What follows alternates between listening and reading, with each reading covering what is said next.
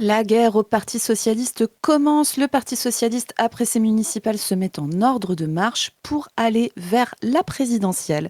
Vous le savez, nous avions prophétisé il y a quelque temps, il y a un an maintenant, que le Parti socialiste allait se refaire, que le Parti socialiste allait pouvoir capter les déçus, les déchus du macronisme. Et nous avions dit que ce serait la ligne Hollande avec son poulain Boris Vallaud qui allait rafler la mise et éventuellement pouvoir faire un score pas trop dégueulasse au présidentiel, voire même, prophétie alternative, être présent au second tour. Et nous allons regarder un petit peu ce qui se passe, car figurez-vous qu'il y a eu réunion de crise au Parti socialiste mardi. Tout a donc l'air de se passer comme nous l'avions prévu, ce qui est une bonne ou une mauvaise chose, on va voir. Surtout, il faut qu'on comprenne ce qui se passe, il faut qu'on se prépare à continuer notre bataille plus jamais PS. Et pour ça, j'appelle mon ami Chris. Chris, comment ça va? Es-tu prêt à vouloir regarder Olivier Faure se faire rouler dessus par son parti? Bah oui, il se fait rouler dessus depuis un petit moment, Olivier Oui. Faure. Oui, Faut oui, être oui, oui. honnête. Et c'est mérité aussi. Alors c'est marrant, c'est qu'il est détesté d'Hollande, mais c'est vraiment un premier secrétaire très hollandien, qui essaye de toujours faire des synthèses de la chèvre et du chou, voilà, de tout et son contraire, bref. Là, il va pas tenir très longtemps, parce qu'on va voir le retournement d'alliance. Non, si on va aller sur la dynamique de fond, c'est ça qui est, à mon avis, le point essentiel, c'est que ce que nous, on annonce comme, on va dire, rapport de force pour les présidentielles 2027, la guerre des gauches, et le fait que le PS réémerge comme force alternative au post-macronisme à gauche, c'est-à-dire de dire que en fait, le centre c'est complètement droitisé pour une partie, mais maintenant il reste des gens qui ne veulent plus se droitiser. Pas simplement parce que il serait gentil, faut bien comprendre ça. Parce que l'état du monde aussi, l'état du capitalisme laisse entrevoir une voie un peu keynésienne, un peu de relance, un peu anti-Trump, voilà. On va dire la période un peu ultra fascisante de Trump polarise peut-être quelque chose d'autre, parce qu'en plus on voit que ça ne fonctionne pas. On voit par exemple quelqu'un très bien s'en sortir en ce moment, c'est Pedro Sanchez en Espagne, voilà. Mais on voit aussi des gauches, on a vu une gauche par exemple battre l'extrême droite au Portugal, on en a assez peu parlé. En Angleterre, on attendait l'extrême droite. Alors c'est Keir Starmer qui est arrivé, c'est vraiment presque du macronisme, mais par rapport au UK, c'était quand même une surprise. Donc on voit tout ça, on voit Die Linke qui s'en sort pas trop mal en Allemagne, on voit la gauche belge qui progresse, notamment nos amis qu'on salue du PTB. Voilà, donc là c'est la gauche de rupture, mais elle emporte avec elle aussi le Parti Socialiste belge. Donc voilà, il y a tout un espace aujourd'hui et de rupture, ça on le sait, c'est la France insoumise, mais aussi d'une nouvelle forme de social-libéral, je sais pas comment on peut dire, keynésien, et ils vont emprunter cette voie-là. C'est des gens qui comprennent qu'en fait le macronisme est un échec depuis 10 ans. Le fait de retirer des impôts, de rendre de l'argent public au privé, de ne pas relancer l'économie, etc., de sous-investir, de faire de l'austérité, ne produit absolument rien. Le chômage reste haut, il stagne, voire là il est en train d'augmenter, la consommation baisse, les défauts d'entreprise se multiplient. Donc là, même des macronistes qui pensaient qu'en fait ce néolibéralisme final allait enfin mettre la France sur la voie d'une croissance importante et tout, voient que ça ne marche pas et peuvent aller justement vers des choses un petit peu plus à gauche qui seraient un petit peu en équilibre avec leurs valeurs, c'est-à-dire de dire on va relancer, on va redistribuer, ça va mieux ruisseler, tu vois, peut-être qu'ils vont aller vers le PS pour que ça ruisselle mieux que sous Macron, voilà, donc ça c'est très important, et donc le PS va fabriquer une force là-dessus. C'est pour ça que nous, c'est pas simplement on annonce que le PS va être fort. Alors j'ai marre de dire le PS va être fort parce que ça fait toujours un jeu de mots dans ma tête, c'est très chiant, mais en étant plus fort il va être plus fort. Vraiment c'est pas simplement le truc, c'est pas simplement le switch de dire ils ont fait 1,7%, ils vont faire 15-16, c'est surtout de se dire comment on les combat, et là c'est la responsabilité de la France insoumise, il va falloir les combattre pied à pied, et il y a deux choses.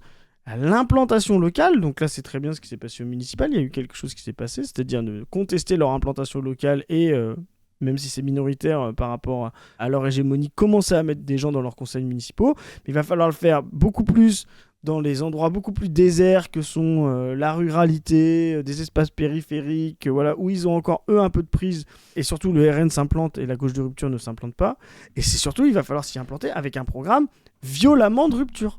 Parce que si aujourd'hui le RN s'implante, c'est parce que son pacte raciste est une rupture de haute intensité. Et il n'y a pas le pacte égalitaire de relance, de collectivisation, de remise en état des services publics, de développer les territoires ruraux, de ne pas les laisser à l'abandon et tout. Et ça, il va falloir effectivement une vraie vision transformatrice, un programme d'investissement public, un programme d'équilibre entre la ville et la campagne, comme pourrait dire Marx dans le manifeste. Voilà. Donc quand on parle de cette guerre des gauches qui doit être menée, qui va être menée, et dont on voit les Noisettes, leur argument c'est de dire arrêtez les conneries, faites-vous pas la guerre. Non, la guerre, pour que la gauche gagne, il faut qu'il y ait ces deux guerres. Mais aujourd'hui, la France insoumise n'est pas en train de s'armer d'un programme de rupture beaucoup plus collectiviste, là où le PS va s'armer d'un programme néo-socialiste, néo-keynésien, qui peut, si elle n'est pas assez radicale, la mettre en danger. Voilà. Je refais un petit peu l'état des forces sur la prophétie, c'est peut-être un peu long, mais pour montrer que quand on fait des prévisions de force, quand elles se réalisent, faut aussi écouter nos prescriptions. Voilà. C'est si ça se passe comme ça, il faut répondre comme ça. Voilà. Voilà, Chris a décidé de prescrire du communisme 500 mg matin, midi et soir pendant 3 mois. Bah c'est très bien. Je laisse le médecin faire l'ordonnance. Voilà, je vais pas. Totalement. Mais juste, on va démarrer après, mais c'est important ce que tu dis. Je me permets un ajout. C'est qu'en fait, on pourrait presque se dire là, quand on t'écoute, Chris, de se dire, en fait, là, le PS va redevenir de gauche. C'est ça que tu as l'air de nous dire. Ils ont l'air de vouloir mieux redistribuer les richesses, ils ont l'air de vouloir arrêter de faire de l'austérité, etc. Mais c'est super, du coup. On n'a qu'à voter pour eux. Pourquoi on voterait pas pour eux, du coup, Chris, s'ils redeviennent de gauche ? On nous a fait le coup sur les municipales juste à l'instant. Ah, mais c'est toujours mieux que la droite. Bah oui, c'est toujours mieux que la droite. Voilà, il y a des gens qui nous ont dit, bah oui, Grégoire, c'est quand même la gauche. C'est littéralement le programme que va mettre en œuvre le candidat du PS, qu'il soit Glucksmann, qu'il soit Vallaud, qu'il soit Hollande. C'est littéralement du Grégoire à l'échelle nationale, avec des petites différences, etc. Donc moi, j'aimerais bien savoir que les gens qui nous disent, nous, on sait que c'est une gauche, ça. On sait que c'est une gauche et c'est pas nous qui décidons. La gauche, c'est un rapport de force, c'est aussi une institutionnalisation, c'est aussi le Conseil d'État qui le décide, c'est aussi ce qui se passe dans la tête des gens. Les gens, le Parti Socialiste, c'est la gauche. Si on veut se faire plaisir, on pourrait se dire, nous, qu'on les classe à l'extrême droite, Zoé. Et on aurait des arguments pour le faire. Voilà. Mais ça n'a... républicain, oui. Voilà, exactement. Ça n'a aucun sens de le faire concrètement, parce que ça va pas parler aux gens. Voilà, ça ne parle pas aux masses de dire le PS c'est l'extrême droite, hein, vous avez vu. Oui. Alors c'est quoi du coup l'extrême droite du Rassemblement National si c'est ça? Donc ça n'a aucun intérêt de dire que ce n'est pas la gauche, comme Édouard Philippe c'est la droite, et Retailleau aussi, ça veut pas dire que c'est la même chose. Voilà, donc Mélenchon est une gauche de rupture, l'autre est une gauche d'accompagnement. Et comme tu dis, ça sert à quoi de pas voter pour eux? Ça sert à quoi? C'est parce qu'en fait cette politique-là social-libérale, en fait, ne résoudra pas la crise. Voilà. Elle ne va pas résoudre la crise. C'est là-dessus que je voulais t'emmener, mon cher Chris. Voilà. C'est que, une fois de plus, cette gauche-là, en voulant ménager le néolibéralisme, le patronat, qui lui ne veut plus du tout donner de profit, ne veut plus du tout partager, elle ne va rien résoudre. Elle va essayer de passer des mesures qu'elle n'arrivera pas à passer.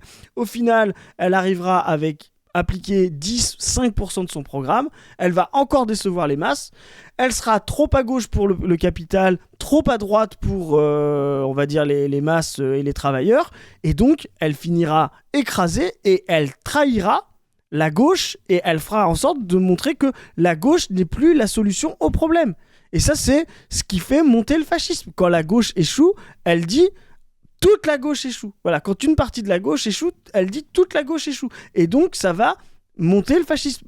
Il faut, à la hauteur de la crise du mode de production, une bifurcation beaucoup plus radicale pour que la solution de gauche égalitaire puisse convaincre les masses et être efficace, et que les masses puissent se dire « Ah, oui, c'est comme ça qu'on s'en sort », exactement comme on l'a fait à la reconstruction en 45, tu vois, dans des nouveaux équilibres. Et donc, c'est arrivé au pouvoir de cette gauche libérale, va tuer la gauche et faire monter le fascisme, et à la fin, il n'y aura plus nous contre eux, c'est-à-dire la rupture contre le fascisme. Si vous faites passer la gauche en 2027 par c'est le moindre mal, parce que vous n'avez pas voulu rompre avec elle, parce que vous n'avez pas voulu mener une guerre frontale, parce que vous n'avez pas voulu effrayer des gens par un programme beaucoup plus radical de rupture, vous aurez, comme à Paris, cette gauche-là, où toutes les masses de gauche radicale iront voter pour elle, on va le voir ensuite dans l'analyse, parce que c'est le moindre mal, et au final, vous aurez bloqué le volant et le levier d'accélérateur vers le fascisme. Vous ne pourrez plus rien.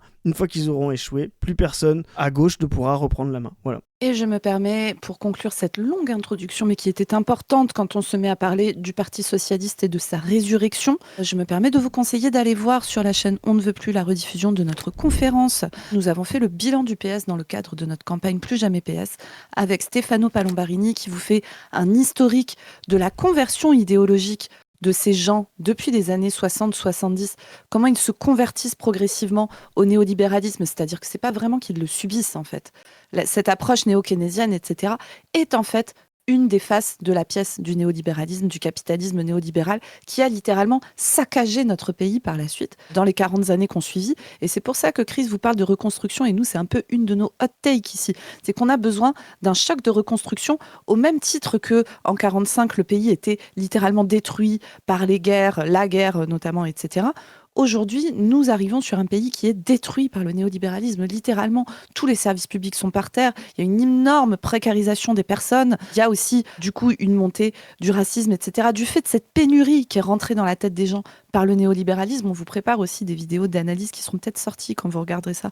Mais pour analyser vraiment ce vote RN raciste, comment il s'adosse en fait au travail néolibéral qu'a fait le Parti socialiste, vous avez aussi Saïd Bouamama dans cette conférence qui vous explique comment le Parti socialiste se convertit aussi à l'international. Et ça, c'est central si le Parti socialiste arrive au pouvoir en 2027, de savoir comment ces gens vont se positionner à l'international vis-à-vis notamment de l'impérialisme et particulièrement de l'impérialisme états-unien, mais le nôtre aussi, hein, évidemment. Et ça va être un sujet majeur de la brèche dans ces prochains mois. Je vous le redis, on vous tease un petit peu la prochaine campagne. Et Saïd montre aussi comment le PS tombe dans ces politiques sécuritaires, racistes, qui accompagnent mécaniquement ces politiques néolibérales. Et vous avez aussi dans cette conf Nicolas da Silva, économiste spécialiste de la protection sociale, qui vous fait un très bon historique des 2 derniers moments, là, des 20 dernières années où le Parti socialiste a été au pouvoir. Le moment Jospin, alors on va dire 30 dernières années du coup, le moment Jospin qui est dead il y a très peu de temps, et le moment Hollande, où il va vous expliquer comment sous Jospin, ces mesures qui semblent être des mesures de gauche, qui le sont au départ, hein, les 35 heures, etc., en fait s'adossent à tout un tas de manières de faire passer ces mesures qui ne remettent pas en cause le capital, qui ne remettent pas en cause la répartition de la richesse vers le travail ou vers le capital, etc. Et comment derrière ça prépare le lit de la transformation vers des politiques de plus en plus à droite qu'on a vu ensuite sous le quinquennat Hollande. C'est-à-dire qu'il y a une continuité entre ce qui s'est passé sous Jospin et ce qui s'est passé sous Hollande. Et donc non, le Parti socialiste n'est pas un moindre mal. Le Parti socialiste est une des voies vers la fascisation et vers la destruction de notre pays, même quand il tient un discours pseudo-keynésien, un peu social, etc. Il va pas falloir se tromper là-dessus, les copains, et il va pas falloir pouvoir se faire récupérer un programme trop mou, potentiellement, si la France insoumise va avec un programme un peu mi-figue, mi-raisin, par ces gens qui vont réussir à capitaliser dessus en récupérant à la fois des voix de gauche et à la fois toutes les voix du centre-gauche en déliquescence actuellement. L'enjeu est majeur, stratégique, politique. Parfois, on a l'impression, quand on parle de ça, qu'on parle de tambouille. C'est pas de la tambouille, les copains. Ça, c'est de la pure politique. Et il va falloir qu'on s'organise pour savoir comment on fait face à ça, parce que c'est un énorme danger pour nous qui sommes de gauche, et nous particulièrement qui sommes communistes et qui pensons pas parfois, hein, mais par analyse concrète de la situation concrète, que nous devons aller vers un système communiste pour pouvoir sortir de la merde dans laquelle nous sommes à l'échelle nationale comme internationale. Sur ce, longue intro certes, mais importante, et nous allons démarrer. Nous allons lire des textes écrits par Antoine Oberdorf, qui est un analyste, et qui va nous faire un petit peu l'exégèse de ce qui s'est passé au niveau du Parti socialiste ces derniers jours. Alors, Municipal pour la gauche des lendemains qui déchantent. Paraît-il que seule la victoire est belle. La défaite charrie aussi son lot d'enseignements. Dimanche soir, les anti-insoumis du PS, partisans d'un cordon sanitaire avec l'extrême gauche mélenchoniste, let's go, ne pouvaient pas rêver meilleure démonstration. De Clermont-Ferrand à Brest, en passant par Besançon, Poitiers et Avignon, l'effet repoussoir de Jean-Luc Mélenchon a causé la perte de la plupart des socialistes et écologistes qui avaient fait le choix de fusionner avec LFI. Ils espéraient sauver leur fauteuil en reniant sur leurs valeurs, ils ont été plombés par ces accords scellés sous l'emprise de la peur qui ont déboussolé une partie de leurs électeurs de premier tour, en même temps qu'ils ont surmobilisé la droite et l'extrême droite contre eux. L'autopsie d'un PS coupé en deux a bel et bien débuté. Elle s'annonce d'autant plus cinglante que les fusions avec LFI n'ont fait qu'amplifier le schisme préexistant entre d'un côté les âmes vaillantes, partisans d'une intransigeance absolue à l'égard de Jean-Luc Mélenchon, et de l'autre les pragmatiques plus soucieux d'efficacité électorale que de pureté morale. Signe de ce grand malaise, Olivier Faure a attendu l'annonce de la réélection de Johanna Rolland à Nantes, 52,2%, vers 21h pour dénoncer les dérapages antisémites et les provocations outrancières de Jean-Luc Mélenchon, comme une voie sans issue. Une défaite aurait été immédiatement imputée à la volte-face de la numéro 2 du PS qui jurait que jamais elle ne s'allierait au candidat LFI, jusqu'à ce que celui-ci fasse 11,2% des voix au premier tour. Ça, c'est intéressant, hein, parce que justement, Johanna Rolland est une foriste, c'est-à-dire une girouette, qui adore les unions NFP quand ça l'arrange. Je dis toujours NFP parce que c'est pas NUPES. Hein. Les gens confondent NUPES et NFP. La NUPES était potentiellement un moyen de réharnacher l'intégralité des partis autour de la ligne de la France Insoumise de la rupture. Après, et je me permets de rappeler, juste vite fait, NUPES, c'était l'Alliance aux législatives 2022, NFP, c'était l'Alliance aux législatives 2024. C'est ça. Dans la NUPES, les PS étaient extrêmement minoritaires, pareil pour les Verts, le PCF également, et ça pouvait potentiellement gauchiser le PS en étant harnaché à la France Insoumise, et les obliger presque à scissionner. Moi je dis l'erreur de Mélenchon, c'est pas la NUPES. Les gens disent ils ont ressuscité le PS avec la NUPES. C'est faux. Je ne pense pas. L'erreur de Jean-Luc Mélenchon, c'est d'avoir cédé, une fois qu'ils avaient cloué la main de tous ces gens-là à la gauche de rupture pour se faire réélire député, c'est d'avoir cédé sur le fait qu'ils puissent recréer eux-mêmes leur groupe à l'Assemblée nationale. Il aurait fallu créer un groupe unique, il l'avait annoncé, et ça ne s'est pas fait, il n'a pas poussé jusqu'au bout, ça aurait dû faire partie des négociations, mais il aurait fallu effectivement démarrer un processus de refondation autour de la rupture de tous ces partis-là. En recréant leur groupe, ils ont laissé l'espace à leurs ailes droites et à leur autonomisation, et c'est ça qui effectivement a recréé ces espaces pour ces partis-là dans la déchéance du macronisme. Voilà. C'est très important d'avoir ça en tête, pourquoi ? Parce qu'en fait, la NUPES était, on va dire, trop forte dans ce qu'elle avait de faible, c'est-à-dire de les laisser refaire leur groupe, et trop faible dans ce qu'elle avait de forte, c'est-à-dire les obliger à suivre le programme et à se mettre derrière la FI. Voilà. Et donc ça, c'est quelque chose qui était problématique, et donc ça ne tenait pas, et donc la gauche ne s'est pas refondée autour de la rupture, et les partis sont sortis très vite de l'AFI. Le NFP, c'est autre chose, c'est vraiment cette espèce de reconfiguration NUPES un peu dans l'urgence, sans comprendre l'état des forces dans le pays, en se disant que c'était le moyen de faire battre l'extrême droite. Ça, c'est faux. D'ailleurs, c'est faux et archi faux, les municipales le démontrent aujourd'hui, avec une participation qui est presque dans certaines grandes villes la même chose que ce qu'étaient les législatives. On voit que le RN seul ne progresse pas et que l'état des forces de gauche, quand elles ne s'allient pas au premier tour, elles sont quand même fortes au deuxième et peuvent faire gagner des députés. Voilà. Et qui entre les deux ramasse ? C'est plutôt les divers gauche et les divers droite. Donc en fait, les municipales aujourd'hui nous démontrent qu'en fait le NFP aurait permis d'empêcher encore plus de députés d'extrême droite. Voilà, parce qu'on n'aurait pas eu, dès le départ, des positionnements anti-gauche, comme on a pu l'avoir dans les premiers tours de circonscription. Des gens qui adorent le PS mais qui détestent l'AFI pouvaient aller voter, des gens qui adorent l'AFI mais qui détestent le PS pouvaient aller voter, et à la fin, il suffit juste de faire ce qui s'était passé au deuxième tour pour Macron, et ce que le NFP a fait, se désister pour Macron ou Macron se désister pour le PS, c'est-à-dire de faire un désistement républicain quand il y a un candidat RN. Mais ça maximisait les tendances et le nombre de voix au premier tour. Donc vraiment, le NFP était une catastrophe, la NUPES était un potentiel raté. Bon, maintenant, on arrive au bout du bout, tout ça, c'est plus possible. Je reviens à Johanna Rolland, elle était anti-NUPES, pro-NFP, ça veut dire quand ça l'arrange. Et puis là, du coup, elle a vu le rapport de force. De la même manière, quand elle a vu effectivement que face à la droite, les réserves de droite de voix à Nantes, c'était compliqué, elle a fusionné en panique. Est-ce qu'elle aurait vraiment perdu si elle n'avait pas fusionné ? Je suis pas sûr non plus. Peut-être que l'effet de la droite, exactement comme à Paris, l'aurait fait de toute manière gagner. Peut-être pas avec 50%, elle aurait fait peut-être 45-47, mais elle aurait été devant, parce qu'en fait, des gens auraient voté utile. La liste William Aucan de Nantes se serait terminée à 5%, comme Sophia Chikirou a terminé à 7%. Et des 5% que Johanna Rolland n'a peut-être pas récupéré. Exactement, en fait, et qui a même perdu. C'est des gens qui sont en mode plus jamais PS, ou en fait, que William Aucan se soit désisté, les gens se disent mais moi, jamais je vote pour une connasse du Parti Socialiste, tu vois. Exactement. Peut-être qu'il y a des gens dans cette salle ici qui pensent comme ça. Mais et de l'autre côté, peut-être qu'en fusionnant avec l'AFI, elle a donné des signes de trahison à toute son aile droite du PS et aux gens qui pensent comme ça et qui ne sont pas allés voter pour elle à la fin. Donc en fait, tout ça s'équilibre. L'exemple typique là-dessus, on va le voir, tu vas lire, c'est l'exemple de Toulouse, quoi.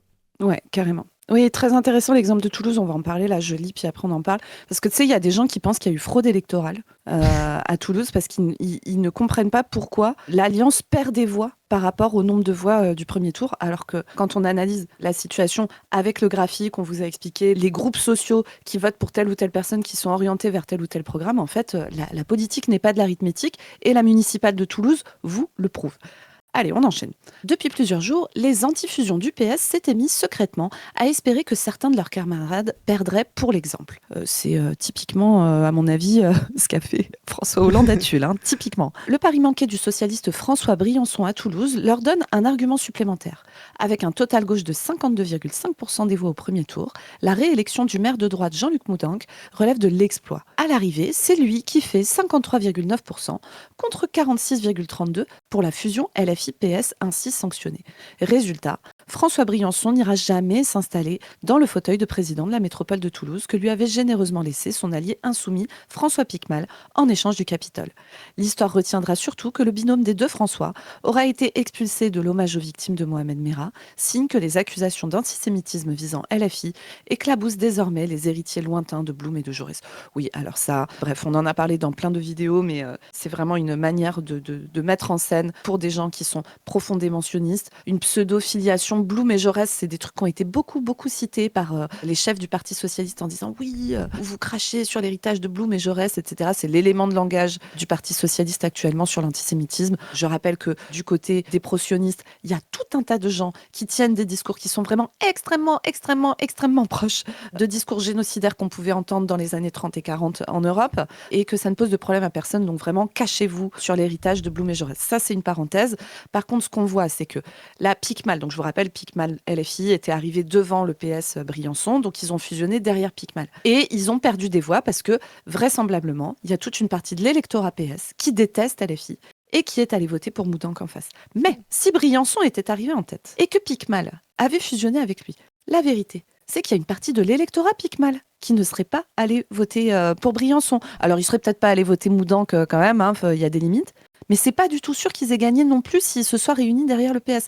Encore une fois, la politique n'est pas de l'arithmétique, et quand vous avez des partis qui sont autant opposés sur la ligne que le sont le Parti socialiste et la France insoumise, et j'espère qu'ils vont l'être vraiment pour la présidentielle, on vous a expliqué les programmes, machin, la gauche de rupture, le fait de marquer une différence avec le Parti socialiste, blablabla, je vous refais pas le speech.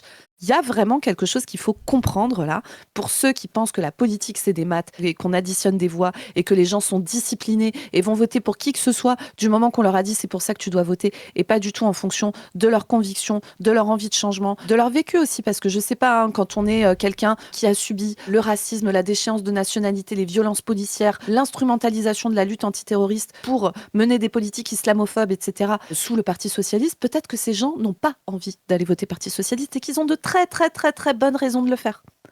Moi, j'ai vu les gens qui essayaient de faire l'analyse de oui, mais c'est bizarre, toutes les voix de droite se seraient reportées sur Moudenc, qu'il en a perdu aucune, parce qu'il y a eu un sursaut de mobilisation aussi. Sur, voilà. Bien sûr, ils ont eu peur que les rouges arrivent à la tête de voilà, tout le sursaut va à Moudenc, c'est trop bizarre. En fait, moi, je vais vous dire, il n'y a pas de fraude. Il y a une arnaque. On a fait l'analyse avec... vous pouvez aller voir, on en a discuté un peu en off, mais... il l'a fait aussi sur internet avec Glu Pomme de Terre, Glu Patate là, voilà, qui est un copain.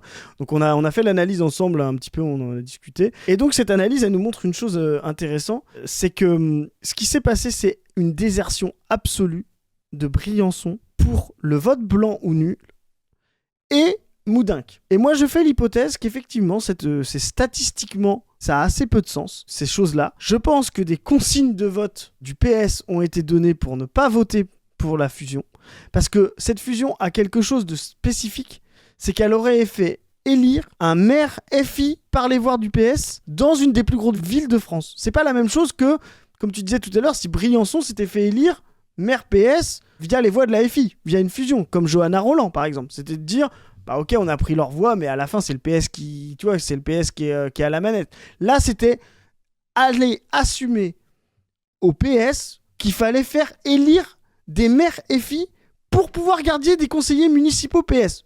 Ça n'a aucun sens pour le PS. Pour eux, autant être directement battus et ils auront des conseillers municipaux.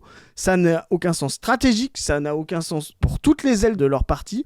Je pense que ça, c'était une arnaque du PS. Je pense qu'ils ont fait voter blanc, nul, les bureaux qu'ils contrôlaient, les bureaux où ils ont des implantations Briançon, et qu'ils ont fait voter Moudinque, et qu'ils ont surmobilisé d'autres gens pour voter Moudinque. Vraiment, je pense qu'il n'y a pas de fraude, il y a une arnaque du PS là-dessus, pour pouvoir justement jouer le coup de « Ah bah non, vous voyez, quand on met une tête de liste FI, même si on se range derrière lui, ça ne marche pas, ça fait perdre des choses. » Donc le PS a fait perdre la liste de fusion à Toulouse, j'en suis persuadé, vu les déplacements là de voix, pour pouvoir donner des gages que cette fusion n'a pas de sens, pour ne pas mourir à petit feu, parce que là pour le coup ça aurait été vraiment une sarnachée à la FI, hein, comme on disait tout à l'heure à la NUPES, pour ne pas mourir à petit feu et donner un contre-exemple absolu de il ne faut pas faire élire de maire FI avec les voix du PS. Donc vraiment, ne parlez pas de fraude, mais essayez plutôt de vous pencher sur l'arnaque du PS et la façon dont ils ont triangulé dans cette élection pour leurs intérêts. Et c'est comme ça que Moudinque s'est fait réélire. Vous avez en face le vrai PS, celui dont on ne dit plus jamais. Parfaitement. Chris qui accuse le PS toulousain d'accélérationnisme. Let's go. Pour info, je nie complètement ce qualificatif d'accélérationnisme. Ça n'a aucun sens, parce que ça voudrait dire qu'il n'y a qu'une destination à l'histoire. Et comme nous ne sommes pas déterministes, nous marxistes, nous pensons qu'il y a plusieurs possibles. Donc l'accélérationnisme n'a vraiment aucun sens quand on vous utilisez ce mot pour attaquer quelqu'un. Rappelez-vous, vous êtes des finalistes et vous pensez qu'il y a une fin de l'histoire et qu'on peut l'accélérer. C'est vraiment complètement stupide. Voilà. Ouais, moi je comprends pas ce que tu dis, Chris, parce que moi j'ai appris à l'école que la fin de l'histoire c'est quand le mur de Berlin il est tombé. La méchante dictature communiste s'est arrêtée et depuis on vit tous heureux dans le monde. Vous avez pas remarqué ? C'est ça. Alors, donc, qui se souvient que le Parti socialiste avait gagné 704 villes dès le premier tour ? Ce soir, la victoire de Jean-Luc Mélenchon n'est pas électorale mais politique. Elle ne se compte pas en sièges gagnés, mais en élus roses placés sous tutelle. C'est cet état de dépendance renforcé par les nombreux accords passés entre LFI et PS dans les métropoles qui fixera les rapports de force à gauche pour la prochaine élection présidentielle. Le PS a perdu ce qui lui restait de crédibilité. C'est un syndicat d'élus locaux, un rassemblement administratif d'élus divers gauche, qui joue sa survie. Mélenchon a raison de dire qu'il nous achète pour pas cher. En pleurerait presque un ténor du parti à la rose. Un autre conclut désabusé. Nous venons d'offrir à Jean-Luc Mélenchon son second tour possible face à Jordan Bardella. Nous sommes les bourgeois de Calais. Messieurs les insoumis, tirez donc les premiers. Voilà l'ambiance. Alors, donc, on vous a posé le décor assez longuement. Et là, dis-nous, mon Chris, ce que nous allons lire. Là, on va rentrer dans le truc encore plus savoureux. Là, ça va être... Alors, on apprend que Olivier Faure avait 2 rendez-vous le même soir. Ça, c'est des choses qu'on connaît, nous. On a des agendas compliqués. Aïe. Voilà. Est-il allé voir sa régulière ou sa maîtresse ? C'est ça la question. Sa régulière, bon, il s'emmerde un peu avec et tout, mais c'est quand même elle qui fait la bouffe et qui s'occupe des gamins. Sa maîtresse, elle le drague, elle lui dit « Oh, regarde, on va vivre une nouvelle vie ensemble, ça va être incroyable. » Il arrête pas de lui dire « Oui, t'inquiète, je vais quitter ma femme. » Mais en fait, il va pas la quitter. Épouse et concubine, quoi. Donc, ouais, c'est Totalement. ça, exactement. Donc, Olivier Faure est pris d'assaut, prisonnier de ses guerres internes. Le PS sèche la réunion sur la primaire. Bah voilà, la marine cachée, la menthe cachée Marine Tondelier ne sera pas visitée par Olivier Faure.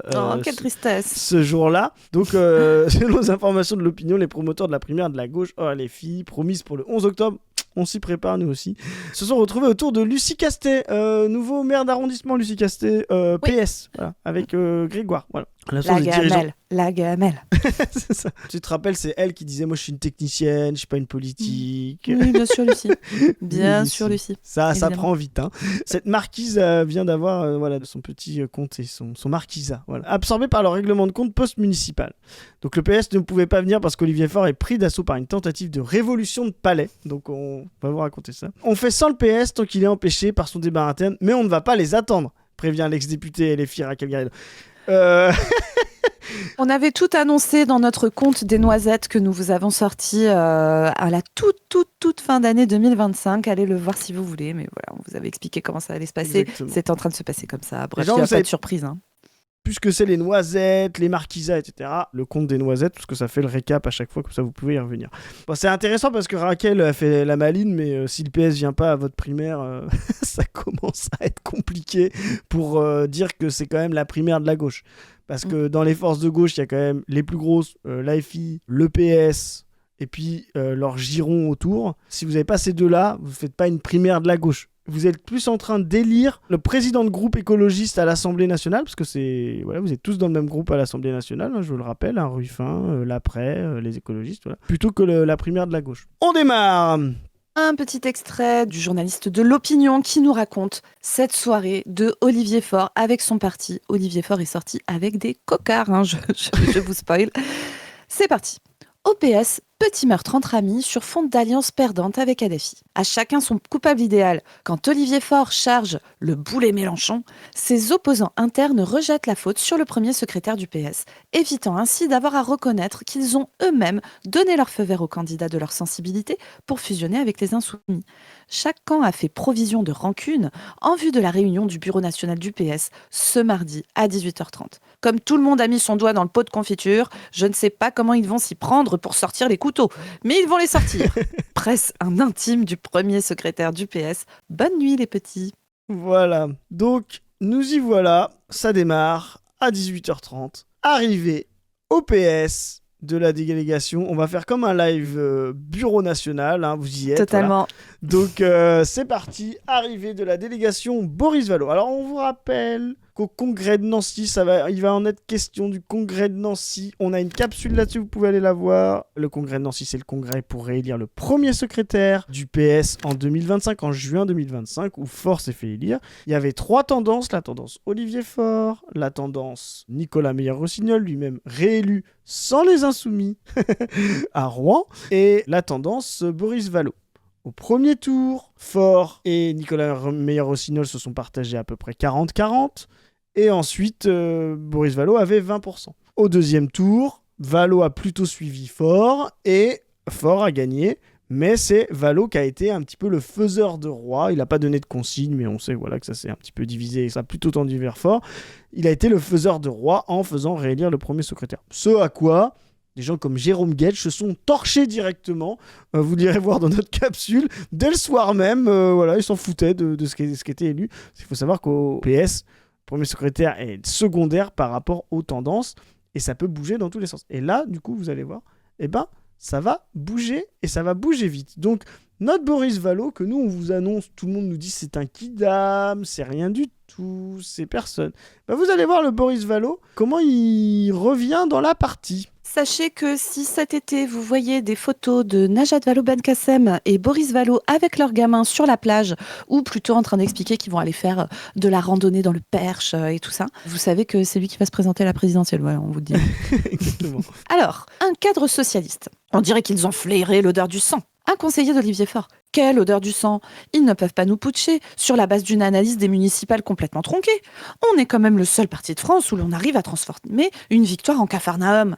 Oh là là, moi j'ai l'impression que Faure, il est entouré que de gens qui ont son niveau.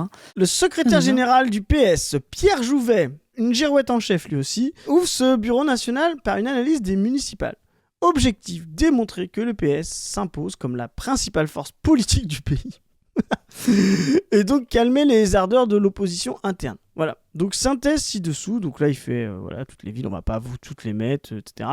Ce qui est absolument faux, pour rappel. Le PS perd des villes sur son propre nom. Ils sont obligés de s'unir avec beaucoup pour pouvoir maintenir leur maire PS et gagner des villes. Donc ça veut dire qu'en fait vous aviez une masse. Vous la réduisez de 20%, vous faites rentrer plein d'autres masses qui équivalent à 25%, et vous dites, regardez comme on a grossi, de 5%. Bah non, en fait, vous-même, le PS, vous avez baissé. C'est ce que fait le PS aujourd'hui, ils ramènent déjà, ils colmatent avec leurs unions pour pouvoir donner l'illusion qu'ils ont gagné. Voilà. Et à la fin, comme c'est eux les têtes de liste, ils disent, regardez, on a plein de nouveaux maires PS, etc. Par contre, quand ils sont pas tête de liste, ils font perdre les gens comme à Toulouse. Donc, ce qui est intéressant chez Jouvet, c'est qu'il va essayer de tenir une ligne importante. Alors, on va pas tout lire, je vais te laisser lire à partir de ce moment-là. Voilà. Ok. Mais il faut savoir reconnaître une réalité. Nous n'avons gagné entièrement seuls nulle part. Ce n'est pas notre faiblesse spécifiquement, c'est celle de l'ensemble de la gauche. Et elle n'est pas étonnante dans un pays qui vote aux 2/3 pour la droite ou l'extrême droite. On voit le petit récit qui est en train de s'imprimer là. C'est pas vrai que le pays vote aux 2/3 pour la droite et l'extrême droite, c'est faux, on vous l'a expliqué plein de fois, etc. Mais eux, ils ont besoin de ce récit pour pouvoir se légitimer. Les municipales le démontrent, quoi. Enfin, je veux dire, c'est... Elle dit la nécessité de faire front commun. C'est donc la stratégie de l'union avec les écologistes et les communistes dès le premier tour qui permet de donner un élan et de placer en tête nos candidats pour qu'ils l'emportent au second. Nous ne gagnerons pas sans les voix de la gauche radicale. Leur report nous permet dans la plupart des cas de l'emporter lorsque la liste LFI n'existe pas ou ne se qualifie pas au second tour. Ce qui est la quasi-totalité des cas de figure vu que la FI ne se qualifie que dans très peu d'endroits. Donc là, tu vois ce que ça nous dit, ça ? Ça nous dit, Jouvet joue une ligne, il nous faut les écologistes et le PC avec nous pour pouvoir forcer, si c'est nous au deuxième tour, l'AFI à voter pour nous, mais ne pas les avoir avec nous au premier tour parce que là, ça nous rend trop radical. Donc il nous faut les voix de la gauche radicale sans la radicalité, tout en étant nous-mêmes de gauche. Tu vois, le programme qu'on disait en introduction qui se dessine. Un programme sérieux, quand même de gauche, mais pas radical, mais qui permet d'avoir les voix de la gauche radicale. C'est exactement ce qui s'est passé à Paris. C'est pour ça que quand on vous dit qu'à Paris, les gens qui ont fait la démonstration, que c'était le moins pire et que c'était très bien, vous jouez le jeu du PS de A à Z. Vous êtes en train de légitimer leur tactique. Totalement. François Hollande est fier de vous, les amis. Soyez contents. Alors là, Jouvet, je pense qu'il joue une partie entre les deux. C'est-à-dire qu'il va pas être mode primaire comme Faure. Il va être mode accord électoral sur la présidentielle, distribution des circos aux législatives, et vous vous rangez derrière nous, notre candidat PS. Donc là, très bon coup pour Boris Vallaud, à mon avis. Voilà. Boris Vallaud revient dans le game. Là où Hollande sera peut-être en mode non, nous on fait une fédération de gauche réformiste, on s'en bat les couilles d'avoir le PCF et le PS au premier tour avec nous. Ils seront en noisette contre nous et la FI de toute façon au premier tour. Ça, c'est plutôt la prophétie, tu vois. Donc Hollande est plutôt adepte de la prophétie. Jouvet est plutôt adepte de, on va dire, l'élan parisien. Voilà. Les alliances avec la FI n'ont pas davantage fait perdre la gauche lorsqu'elles sont passées que le cas inverse. Des villes sont maintenues avec la FI. Lyon, Nantes, Grenoble, Tours. Comme Caen, Paris, Marseille, Lille ou Rouen. Des villes sont perdues avec Clermont, Brest, Avignon, Tulle. Comme Caen, Bordeaux, Creil, Vaux-en-Velin. Fusion avec la FI. Il n'y a pas de règle générale. La fusion de liste LFI au sein d'une liste conduite par le PS a permis dans la majorité des cas de dépasser le simple total des voix des deux partis au premier tour. Dans ces villes, on note une augmentation moyenne de 14,13% des voix pour le PS. Les reports prouvent donc que l'électorat de gauche n'est pas coupé en deux et les voix de gauche radicale se reportent sur nos listes au second. Sans couper serait donc signer la défaite de la gauche. Voilà, donc les unionistes, les gens qui font des moins pires, etc., vous êtes en train de fabriquer la résurgence du PS. Voilà. Donc vous pouvez pas d'un côté dire non, mais il va faire 1,7%. Les gens, prenez un pari sur le PS à 1,7% en 2027. Et promis, j'espère que vous aurez de l'argent de côté, parce que vous allez perdre beaucoup d'argent à ce jeu-là. Voilà. Donc vous pouvez pas parier sur ça et en même temps leur donner tous les arguments pour dire ouais, mais même si je suis de gauche radicale, je vais aller voter pour eux au deuxième tour, quoi. Et ça n'a aucun sens. La réalité, c'est que l'intransigeance face à la FI ne permet pas de gagner. Et les défaites encaissées l'auraient été sans la FI, car nous n'étions pas en dynamique au premier tour, souvent en deuxième position, comme à Brest, ou en troisième, Toulouse ou Limoges. Dans toutes les villes où nous étions en tête du premier tour, nous avons gagné au second tour. Par ailleurs, il faut noter qu'il fallait en général mieux une fusion qu'un désistement. Dans la majorité des cas, la fusion de LFI derrière le PS a permis de dépasser la somme des voix des deux blocs, en moyenne 14%, alors qu'un désistement de LFI au profit du PS n'a permis qu'une augmentation moyenne des voix de 7%. Et quitte à fusionner, mieux valait le faire derrière le PS que derrière LFI, puisque les fusions PS derrière LFI ont provoqué une baisse moyenne de 2,9% des voix. C'est ça. Les fusions derrière le PS sont donc les meilleurs cas de figure pour que la gauche gagne dans son ensemble. Ce qui fait bloc face à la gauche, c'est l'union des droites. Lorsqu'il n'y a plus qu'une liste de droite ou d'extrême droite au second tour, les voix de ce bloc augmentent en moyenne de 2,5%. Et ce, indépendamment du périmètre des alliances à gauche, avec ou sans LFI, avec ou sans PS. Car c'est la véritable leçon du scrutin. La droite progresse, déstructurée essentiellement sous l'étiquette divers droite, 1023 villes, 27%. Et on peut y ajouter 186 villes LR, 5%, 525 villes divers centre, 13%, 89 villes du bloc macroniste, 2%. Idem pour le RN, qui, même s'il a heurté son plafond de verre, le casse à quelques endroits. Nice, Liévin, Menton, ainsi que 16 autres villes union des droites.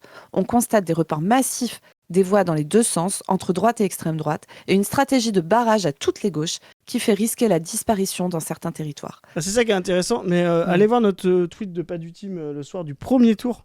On l'avait dit dès le départ, le RN stagne et la droite devient un barrage, c'est elle qui reprend l'avantage. Voilà, c'est exactement ce qui est en train de se passer.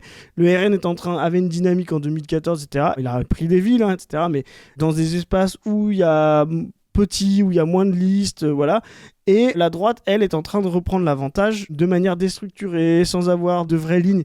Et donc c'est pour ça qu'on vous explique que le rapport de force en 2027, vous aurez plein de candidats de droite, voilà, qui vont justement prendre des voix un petit peu partout sur la droite, mais très bas, et aussi attaquer le Rassemblement national comme ils l'ont fait au municipal. Et de l'autre côté, je vais te laisser lire ça, voilà. De l'autre côté, l'attaque de Jean-Luc Mélenchon pour pouvoir nier justement la dynamique France Insoumise, quoi. L'adversaire de Jean-Luc Mélenchon, c'est la gauche. Il ne s'est rendu d'ailleurs entre les deux tours qu'à Lille, face à l'Alliance PS Écolo. Et quand il ne cherche pas à la faire perdre, il est un boulet pour elle. Il ne permet pas au FI tête de liste, même avec l'union derrière eux, de l'emporter, car ses excès entachent ses candidats.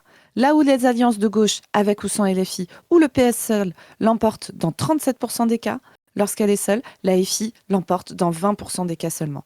Pour preuve, les unions menées par le PS emportent la victoire dans 40% des cas, contre 30% pour les Verts et les communistes, et 0% pour LFI. Non, mais ça me fait rire, parce que c'est littéralement eux qui, entre chaque élection, passent leur temps à le traiter d'antisémite, à toute une aile qui l'insulte au quotidien, qui monte des trucs en épingle à chaque fois qu'il fait quelque chose, et qui dit « Ah, mais regardez, Mélenchon, il est détesté par des gens de gauche, ils veulent pas voter pour lui. » Mais c'est littéralement vous qui le fabriquez ça, quoi. Enfin, c'est vraiment le PS est machiavélique, quoi. Surtout, nous sommes le moteur de la gauche, parce que nous avons su construire des rassemblements larges partout en France dès le premier tour. Ces accords créent des dynamiques et permettent d'être en tête du premier tour, endiguant les percées de LFI. Voilà, donc là on a notre Pierre Jouvet qui joue la ligne Grégoire, alliance au premier tour, pas de primaire, combinard de PS, quoi. Voilà, ça c'est leur truc. Ensuite, la direction du PS n'avait pas proposé ce qu'on appelle de résolution. Voilà. Les oppositions internes, donc la tendance B et la tendance C, c'est-à-dire celle de Vallaud et celle de Nicolas Meyer-Rossignol, ont prévu de soumettre au vote du Bureau national un texte qui regrette le manque de clarté et de cohérence de notre direction nationale dans plusieurs de ses expressions entre les deux tours, que ce manque de clarté ait alimenté le soupçon d'insincérité. Voilà. Donc là, c'est une alliance anti-Olivier Faure, hein, vous avez capté. Hein. Exactement. Donc là, il y a retournement. Vallaud, qui restait un petit peu à distance et qui avait plutôt prévu d'adouber Olivier Faure, vient vers Nicolas Meyer-Rossignol contre Olivier Faure. Voilà. Donc qu'est-ce qu'on a dans cette motion ? On va lire un petit peu la conclusion. Malheureusement, le manque de clarté et de cohérence de notre direction nationale dans plusieurs de ses expressions entre les deux tours a alimenté le soupçon d'insincérité de notre parti et de ses militants, dans un contexte où il touche par ailleurs l'ensemble de la classe politique et fait le lit de l'extrême droite. Ces prises de position éloignées de la résolution du Bureau national ont mis en difficulté certains de nos candidats dans tous les territoires, y compris là où localement la clarté courageuse de nos têtes de liste des plus grandes villes de France, comme Paris et Marseille, a permis de l'emporter. Nous devons en tirer toutes les conséquences pour conduire les prochaines batailles électorales qui seront cruciales afin d'empêcher l'extrême droite de prendre le pouvoir. Notre parti doit retrouver de la clarté, de la sincérité et de la solidarité. La gauche doit affirmer avec ses valeurs, répondre par un projet aux nouveaux enjeux de la France d'aujourd'hui et se rassembler dans la cohérence et la clarté de ses propositions et de ses alliances. Je pense qu'ils ont dit le mot clarté à peu près 18 fois en 8 lignes. Et ça veut dire Olivier Faure, tu vas bien aller te faire foutre. On va faire notre truc dans notre coin. On va assumer une ligne un peu néo-keynésienne pour récupérer un électorat de gauche, on va dire, un peu basique, plus des déçus du centre. Et c'est comme ça qu'on va faire 15-16 et qu'on va aller au second tour de l'élection présidentielle. Et le pire, c'est que si on les laisse faire, ils ont raison. Exactement. Alors, Boris Vallaud était bien énervé. Donc là, il reprend le lead, hein, et il vient sur cette idée de clarté, programme, alliance. Donc là, il fini de tuer Faure sur toute l'idée de primaire. Donc Faure est absent de la primaire. Là, ils sont en train de tuer l'idée de primaire. Ce qu'il va falloir se décider, c'est quels sont les contours de l'alliance. On va en discuter, je pense, dans une prochaine capsule. En fait, leur idée, ça va être de débaucher soit des partis, le PCF, soit des gens de ce parti. Yann Brossa, par exemple. Pierre Jouvet, là, à mon avis, discute avec Yann Brossa pour que le PCF ou une partie du PCF puisse aller dès le premier tour derrière le PS pour pouvoir avoir des députés, plus de députés qu'aujourd'hui. Pareil avec l'Europe Écologie. Cette union dans la... Voilà, ils vont pas aller chercher Rousseau, qui n'en veut pas. Ils vont pas aller chercher Tondelier, qui veut sa primaire absolument. Mais il y a une El Jadot, qui est assez absente et puis qui a parlé après les municipales, là, qui a dit qu'il fallait rompre avec Mélenchon. Donc là, ils sont en train de faire exploser, comme le fait la FI, ils sont en train de faire de l'huile de noisette, là, avant même le premier tour. Voilà. Donc on verra si ces partis arrivent à rester cohérents, ils iront se présenter puis ils feront un score catastrophique, ils seront broyés par le premier tour, mais là ils vont peut-être même se dessouder avant, quoi. Alors, c'est parti pour le petit numéro de claquette de Boris Vallaud qui va venir commencer à avoir sa petite stature présidentielle bras droit de François Hollande. C'est parti.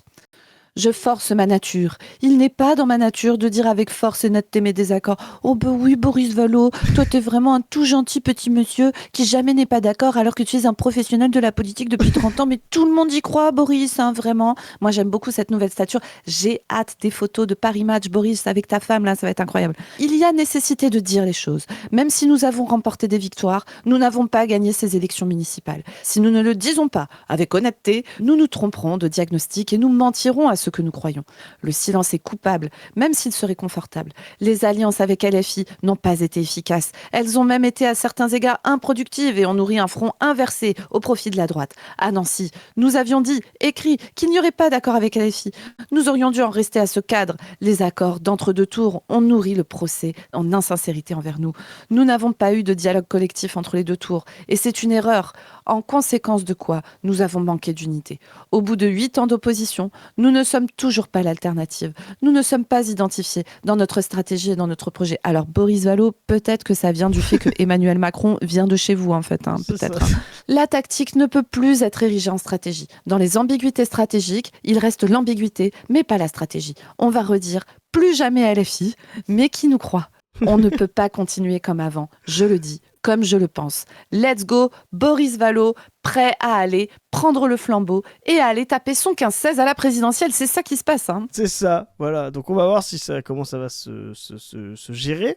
Bon, petit parallèle, il y avait un truc qui s'appelait, avec Laurent Geoffrin, il y avait un discours de François Hollande et Bernard Cazeneuve et Jérôme Gued, là, pendant qu'il y a le bureau national, avec Éric Lombard. Tu vois, donc eux, ils sont vraiment... Ils veulent emmener le PS ailleurs, quoi, tu vois, dans une fédération. Oui. Ils n'étaient pas dans le bureau national, etc.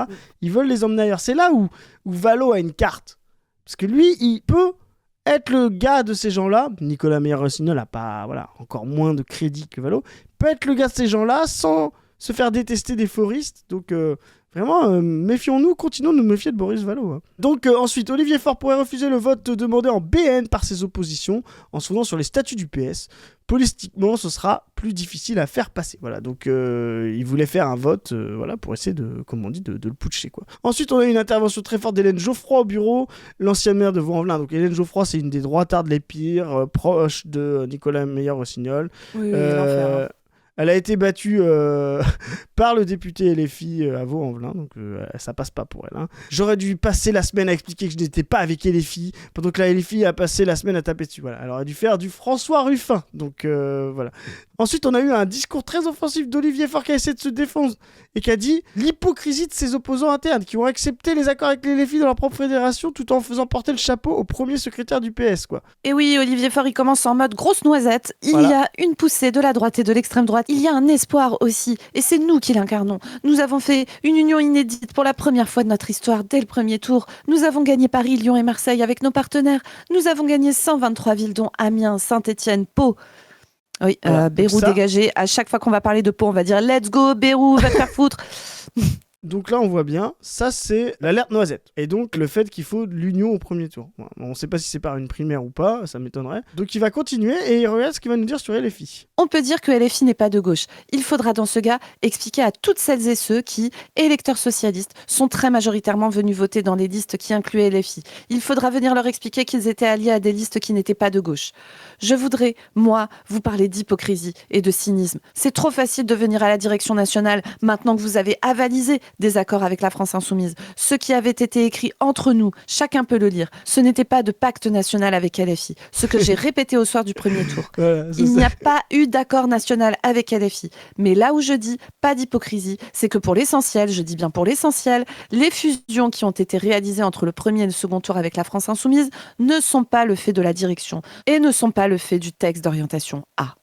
Voilà. Donc en fait là il nous rappelle, bah non, moi j'ai fait comme on a dit, j'ai pas fait d'accord national, vous avez fait de... Chacun a fait sa boutiquerie, tu vois. Donc là, Olivier Faure, il garde la main, il va bientôt dire, ah mais moi en fait la primeur, les noisettes, je suis dit que j'y allais, mais moi mon but c'est l'unité. Moi, mon but, c'est l'union. Si on peut avoir les Verts et le PCF directement derrière nous au premier tour avec un petit accord de législative, bah let's go, quoi. Tu vois, donc il va essayer de se sauver comme ça. Voilà. Et c'est là où Valo, parce qu'il est décrédibilisé, il pourra jamais être le candidat pour le PS, c'est là où Valo est le point d'équilibre au PS. Assez proche de Hollande, pas détesté par les hollandistes. Et là, il rejoint la ligne meilleur Rossignol, contre fort, mais fort, et pas contre la stratégie d'unité au premier tour. Tu vois, vraiment, le Boris Valo devient le faiseur de roi. Et donc, il va conclure notre Olivier Faure, vas-y.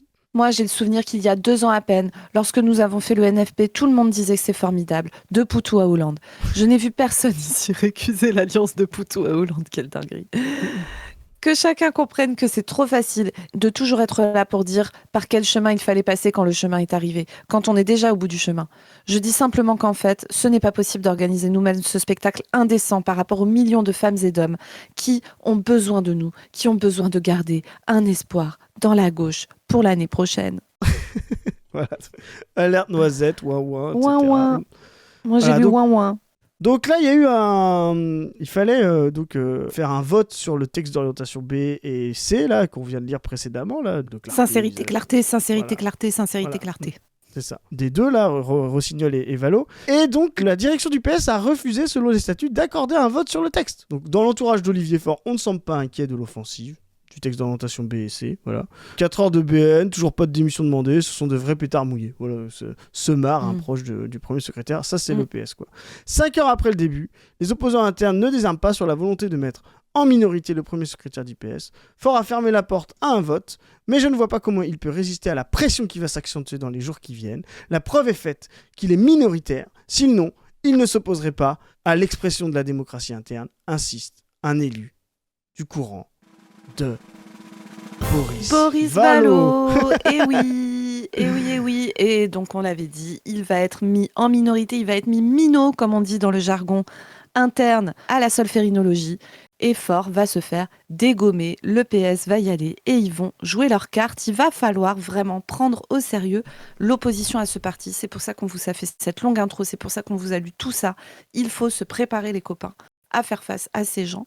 Ils vont y aller, ils vont être puissants, ils vont avoir de la dynamique derrière eux. Vraiment, méfiance, méfiance, méfiance. Ce sont les adversaires principaux, les ennemis restant bien sûr la droite, extrême droite, Retailleau, machin, qui sont assez difficiles à distinguer, je pense que tout le monde en est assez conscient. Mais qui, on voit là David Lisnard qui annonce qu'il se barre, etc.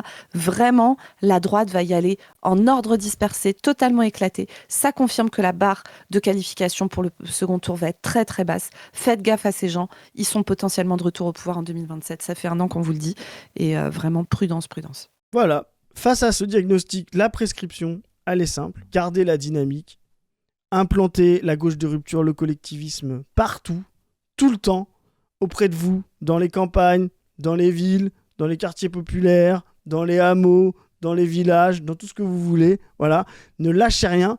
développer le programme, radicaliser le programme. Nous, on va faire on va participer comme on peut. Mais il n'y a pas de gauche réformiste responsable, social-libéral qui veut ménager le capital et le travail, qui veut ne pas attaquer les patrons, qui ne veut pas attaquer l'impérialisme américain, le dollar, l'état du monde, l'ordre du monde, qui pourra relancer la machine économique et sortir le capitalisme du pourrissement dans lequel il est aujourd'hui. Seule une gauche de rupture profondément anticapitalisme emporté par des masses populaires le pourra.